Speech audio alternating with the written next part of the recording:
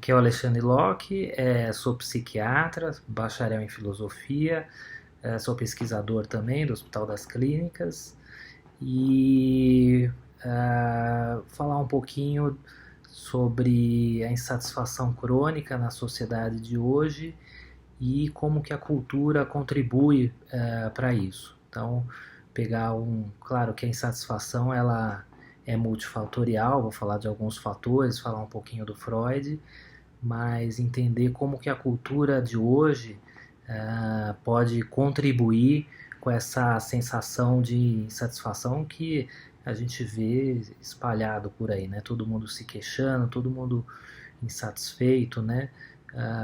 Sempre teve isso, mas eu vou pegar um pouquinho o viés da nossa cultura para tentar explicar parte dessa insatisfação.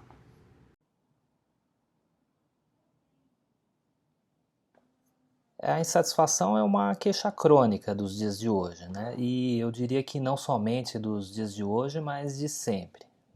Se a gente lê lá o Mal-Estar da Civilização, a obra do Freud de 1929, né? Ele já acusava a questão da insatisfação recorrente, né? Vista por ele como uma geradora de um mal-estar pervasivo e constante na sociedade. Então, para o psicanalista, haveria um antagonismo inerente à cultura. Né? O que seria esse antagonismo entre o quê?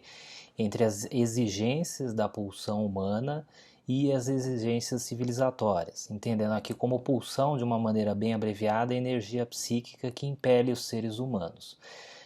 O que ele quis dizer com isso? Né? Então, pulsões mais primordiais, como pulsões sexuais e a pulsão de agressão, elas seriam suprimidas em prol do convívio em sociedade, ou seja, o ser humano ele seria constantemente frustrado por ter que abrir mão da satisfação total de suas pulsões para poder viver em sociedade. O que isso significa? Né? Não pode o ser humano tem desejos, tem impulsos, às vezes agressivos, sexuais, e a vida em sociedade não comporta isso, essa descarga constante de impulso. Então, como ele tem que segurar esse lado, vamos dizer, pulsional, mais animal, ele seria uma pessoa constantemente frustrada. Isso traria um mal-estar da civilização, né? Escreve Freud, por exemplo, as paixões instintivas são mais fortes que os interesses razoáveis. A civilização tem de utilizar esforços supremos a fim de estabelecer limites para os instintos agressivos do homem e manter suas manifestações sob controle. Seria esse esforço supremo gerando essa frustração que causaria esse mal-estar da civilização que ele nomeia. Bom, não obstante, esse mal-estar, essa insatisfação parece estar presente nos dias de hoje, evidentemente. E se a gente tomar insatisfação, por exemplo, a frustração como elemento presente, desencadeador ou até caracterizador de diversos distúrbios psíquicos, a gente vai falar disso um pouco adiante, poderíamos dizer que a impressão de que estamos mais insatisfeitos hoje pode ser parcialmente fundamentada por achados que mostram uma tendência a um aumento contínuo dos transtornos mentais ao longo dos anos. Então, se a gente pensar a insatisfação como atrelada aí, ou como geradora, ou até como manifestação de doença psíquica, uma insatisfação crônica recorrente, a gente pode até inferir que como as doenças mentais têm aumentado de frequência, a gente provavelmente tem estado mais insatisfeito, né? Esse achado um grande parênteses, esse achado de um aumento na prevalência das doenças mentais, ele é um pouco controverso, né? Por exemplo, alguns estudos mostram uma estabilização na prevalência das doenças mentais ao longo dos anos, como esse estudo holandês que a gente está vendo aqui, né? Então ele escreve lá que estimated prevalence não diferiu significativamente entre 1996 e 2007 e 2009. Mas quando a gente olha, essa prevalência são dos últimos 12 meses, né? Ou seja, as pessoas são perguntadas se elas tiveram doença mental nos últimos 12 meses. O que esse outro estudo que foi publicado no New England, ele fala, também comparando 1990 a 2003, fala que também que a prevalência entre essas duas datas não diferiu significativamente, ou seja, ela se manteve estável, né? Mas também aqui ele fala que é uma prevalência dos últimos 12 meses de doença mental, ou seja, não é uma prevalência ao longo da vida. Se a gente pegar, aí são outros autores que falam, se a gente pegar a prevalência na vida inteira, elas mostram um acréscimo discreto, mais um acréscimo significativo, ou seja, as doenças mentais estão sendo mais frequentes com o tempo, né? Esse autor do New England, inclusive, ele ressalta uma questão importante que é o tratamento, né? Se a gente vê que a prevalência está mais estável, é porque as pessoas estão se tratando mais, o diagnóstico está sendo feito com mais frequência. Isso a gente acaba vendo, por exemplo, nesse estudo aqui, que é de um país em desenvolvimento, é um estudo feito em Taiwan. Então, o que a gente vê? A prevalência aumentando, né, de 1990 até 2000, 2005, e a partir de 2005 a gente tem uma queda nas prevalências, né, de suicídio e de CMD, Common Mental Disorders. O que isso nos diz, né? Que provavelmente, isso ele argumenta, em 2005 houve uma atenção maior à saúde mental, né, das pessoas em Taiwan, e elas foram se tratar, por isso que a prevalência diminuiu, né? Então, a gente vê um crescimento, um aumento na prevalência das doenças mentais, mas elas também estão sendo mais tratadas, tem se dado mais atenção a elas. Então, um outro jeito de a gente capturar essa questão do aumento na incidência e na frequência de doença mental é a gente pegar a carga que essas doenças geram, né? A gente tem aqui um estudo brasileiro, publicado alguns anos atrás, que mostra que a carga, né, que essas doenças geraram entre 1990 e 2015, para todas as doenças, essa carga aumentou. Então, se a gente olhar ali, transtornos depressivos, a carga aumentou 0,25%, transtorno de ansiedade aumentou bastante, 14%, né? Olha só, transtorno por uso de drogas aumentou 37%. Então, a carga, ela leva em conta diversos fatores, tanto dinheiro gasto com internação, com tratamento, com remédio, dias de trabalho perdido. Então, além da prevalência dos transtornos mentais, ela também leva em conta o tratamento, o quanto que está se gastando, o quanto que se tem de carga que a doença mental está gerando por tratamento. Então, a gente vê que todas as doenças mentais tiveram um aumento na carga expressivo, né, aqui no Brasil. Exceto algumas, né, como transtorno bipolar, que tem quase se manteve ali, né? Transtorno de uso por álcool, provavelmente porque a carga do alcoolismo já é muito grande, né? E o TDAH, que também praticamente se manteve, né? Enfim, se a gente tomar a insatisfação como em parte contribuidora, geradora e até como reflexo e manifestação das doenças mentais, a gente pode dizer que nós estamos ficando mais insatisfeitos com o tempo, né? Tendo em vista essa tendência ao aumento das doenças mentais. E por que isso estaria acontecendo?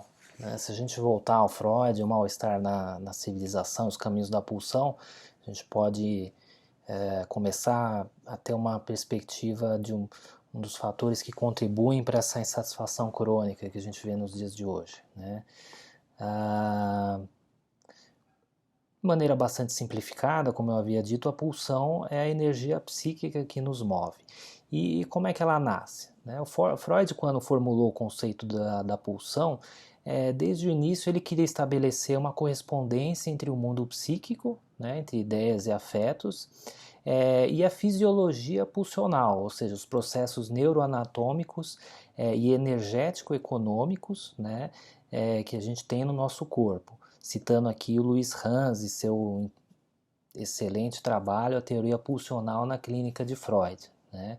Então, assim, uma das primeiras pulsões nossas, uma das primeiras necessidades fisiológicas nossa é a fome, né, que está presente já desde o nascimento. O bebê chora por fome. Se ele está alimentado, ele vai ficar quietinho, né? Então ela é o desejo primordial pelo alimento. Em outros termos, a falta do alimento impele um psiquismo ali rudimentar do bebê a chorar, a pedir pelo que está faltando. Então esse choro, esse pedir pelo que está faltando, pode ser considerado o nosso desejo inaugural, né? É o desejo pelo leite materno ali, né? Desejo pela comida. Então, como ele é exclusivamente fisiológico, é uma necessidade fisiológica, conforme o psiquismo ele vai se desenvolvendo, esse desejo vai ganhando ramificações, né? Então, conforme a nossa consciência vai crescendo e se sofisticando, a pulsão ela vai percorrer um extenso caminho ao longo de nossas vidas de codificação do fisiológico para o psíquico, né?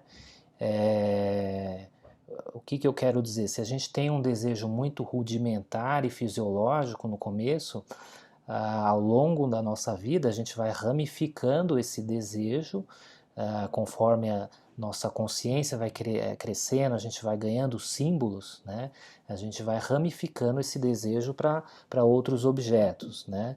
Então, se basicamente a gente nasce com fome, na vida adulta a gente sente fome, mas a gente sente também falta de alguém, a gente sente saudade, a gente sente prazer em fechar um negócio, satisfação pelos nossos filhos, realização na profissão e assim por diante. Então, todas essas coisas, esses desejos, eles são pedacinhos de uma fome, de um desejo estritamente fisiológico, que, assim como a nascente de um rio, né, criou inúmeros afluentes para dar vazão, né? Voltando de novo para o mal-estar na civilização, em relação aos nossos desejos mais primevos, aquele de saciar imediatamente a fome, de descarregar nossa pulsão sexual, de descarregar nossos impulsos agressivos, a gente não pode satisfazer esses desejos em uma vida em sociedade, né? A satisfação crua de tais desejos é incompatível com a vida em comunidade. Então esse desejo frustrado, gerador do mal-estar, ele precisa ir para algum lugar, né? Essa energia psíquica precisa ser colocada em algum lugar. A gente não pode executar ali ao pé da letra esses desejos. Então, não podendo executar, o que a gente faz? Ou a gente reprime esse desejo, Freud vai colocar ali que muitas vezes esses desejos reprimidos vão virar sintoma, né? Ou a gente transforma esses desejos, né? Então, assim, se a sociedade, por um lado, interdita a gente, interdita essa possibilidade dessa satisfação pulsional mais rudimentar, é ela também que fornece para a gente os meios simbólicos para que a gente possa transformar esses desejos animalescos e primordiais em desejos, vamos dizer assim, civilizados, né? Então, ela que vai oferecer para nós a possibilidade de transformar um ímpeto de agressividade física em uma agressividade nos negócios, né? Ela que vai oferecer a possibilidade de satisfação da pulsão sexual através de uma realização profissional, de uma realização acadêmica, pessoal. Ela que vai oferecer uma linguagem, vai oferecer símbolos e códigos, né, para que a gente transforme essa necessidade fisiológica do desejo, né, que nasceu lá atrás com a fome, em uma miríade de desejos mais civilizados, né? Esse é o jogo da sociedade, né? Então, assim, a sociedade ela impede, mas ela também fornece meios através dela, né, através da nossa entrada, né, no mundo social, que a gente vai ganhar outros meios de desviar essa energia pulsional, né? E como é que a nossa sociedade tem se comportado ao longo do tempo? Acho que esse é o ponto mais chave aqui do que eu queria falar, né? Então, só para a gente olhar aqui alguns fatos, né? Vamos olhar aqui, por exemplo, a Times Square, né, em Nova York, em 1950, em 2015. Se a gente olhar ali, 1950, até a foto ela é bem mais simples, né? A gente vê ali uma certa variedade de cores, de objetos, mas em 2015 é muito mais poluído visualmente. A gente vê uma profusão de cores, de detalhes, de outdoors, de propaganda, de gente até, de carros, né? Só para a gente notar um pouco a diferença na complexidade, né, de uma foto e de outra. Aqui Tóquio, né, no Japão, também em 1978 e hoje, aqui fica bem patente, a gente olha ali alguns prédios, né, mesmo naquela época já lotados de alguns outdoors, de alguns comerciais, e hoje a gente vê ali todo uma coisa muito alegre, muito festiva, muitas cores, né? Acho que muita iluminação, né? É uma coisa extremamente poluída e vibrante, né? Acho que acaba chamando muito a nossa atenção ali. A Piccadilly Circus em Londres, também em 1910 e agora. Se a gente olhar a foto de cima também, apesar de uma certa poluição visual, né? A gente vê ali uma coisa um pouco mais simples, né? Fachadas de prédios, carros, o que é bem diferente de hoje, né? Hoje a gente tem uma série de representações ali, né? O que parece ser uma propaganda de um carro, né? Um letreiro eletrônico em cima ali, The Feeling, né? Uma coisa bem chamativa, um pouco para roubar a nossa atenção, né? A foto de baixo é bem mais chamativa do que de anos atrás.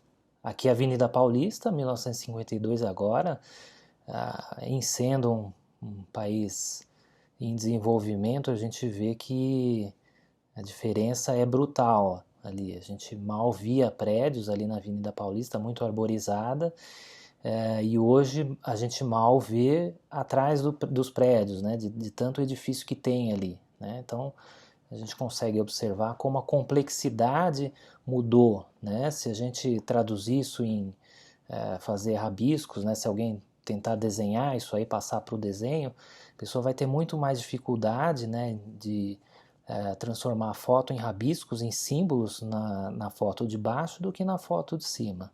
Então, a complexidade visual é muito grande, né?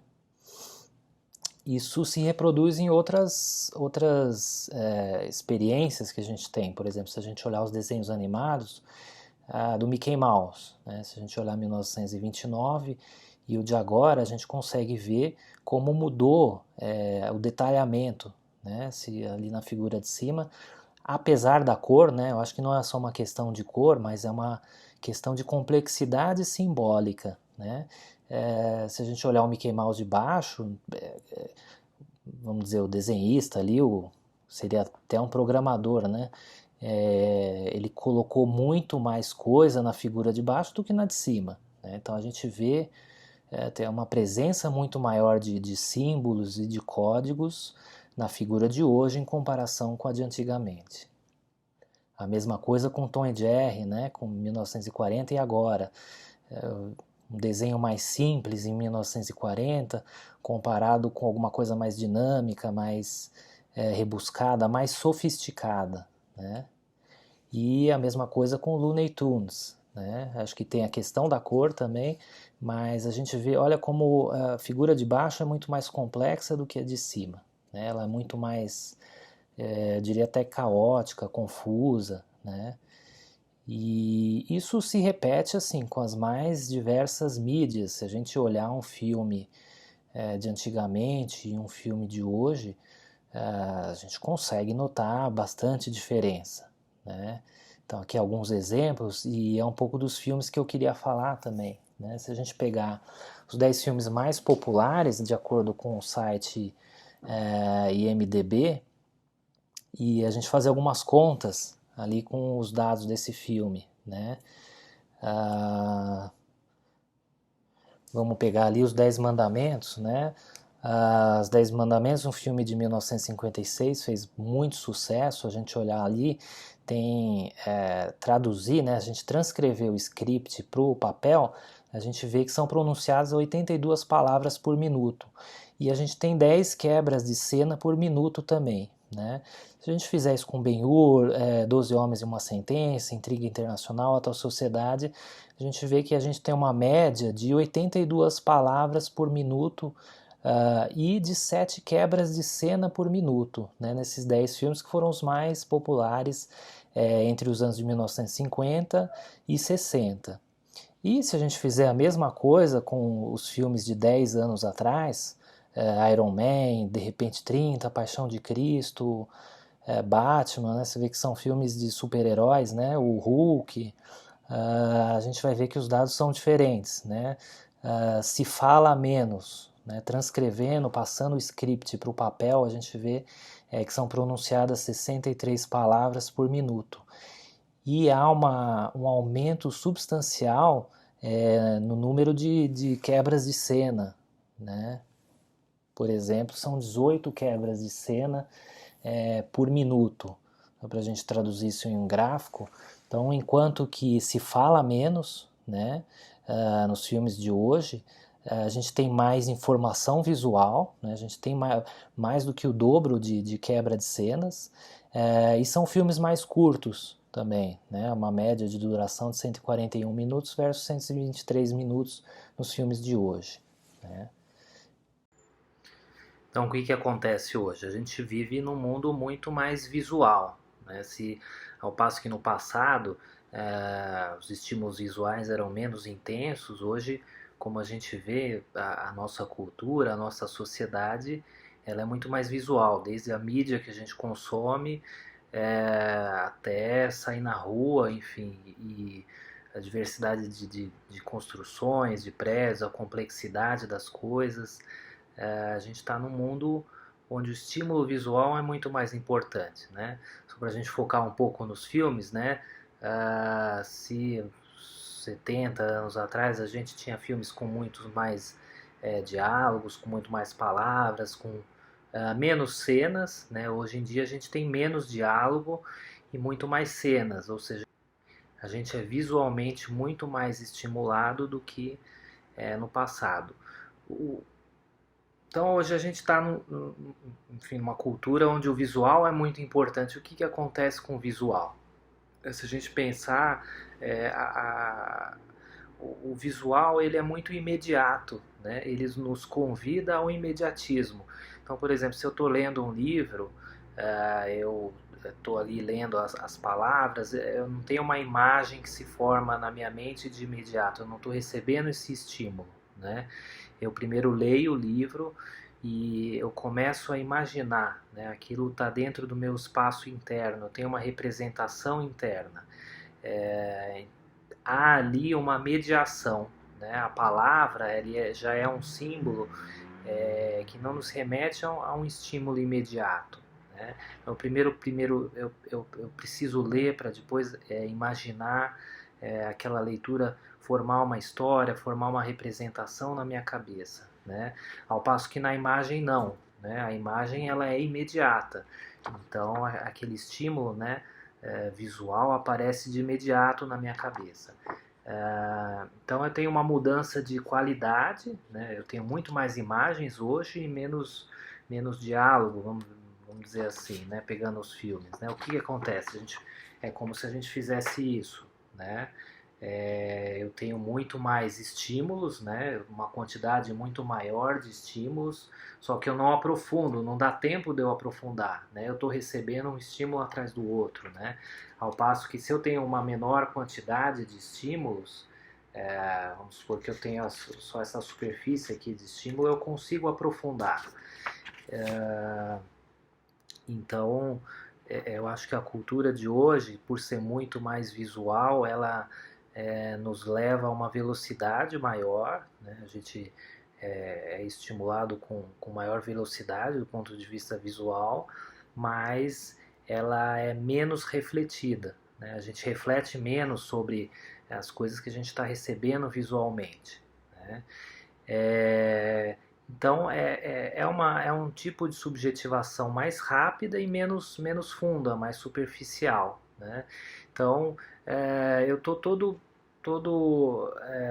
a todo momento sendo levado a desejar. Então essas coisas acabam nos roubando muito os desejos. Por exemplo, se eu estou andando na rua, eu vejo ali um comercial de X, um comercial de Y. Então aquilo acaba, né, acho que nessa guerra pela nossa atenção, que a cultura acaba travando aí, A gente acaba sendo prejudicado porque as coisas são muito rápidas, eu não consigo refletir sobre elas, né? Quem já leu tem alguns livros, né, que falam sobre como você escrever um livro, ou como você fazer um filme, e eles falam a questão do gancho, né, que é muito importante, o anzol que vai fisgar ali o leitor, o telespectador nos primeiros minutos, porque senão você desiste, né? Você abandona aquele livro, você abandona aquele filme. Então, para a gente ter uma noção de como está essa guerra pela nossa atenção, né? Então, acho que todas essas mídias elas estão procurando a todo instante roubar, né, captar, absorver os nossos desejos, né?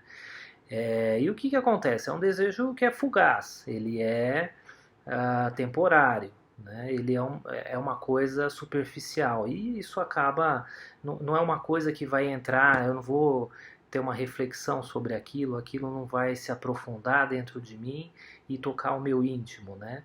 É uma coisa muito fugaz, muito rápida e por isso mesmo isso acaba sendo um pouco descartável, né?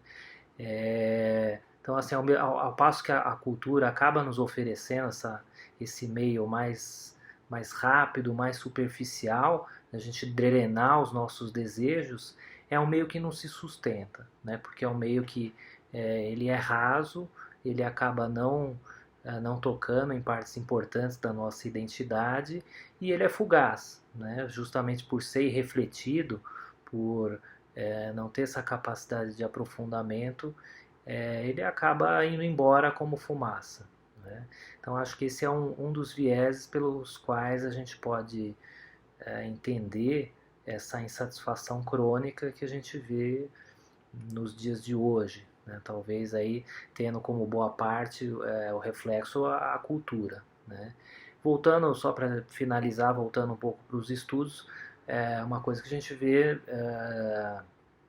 um dos componentes, claro, né, de urbanicidade e doença mental.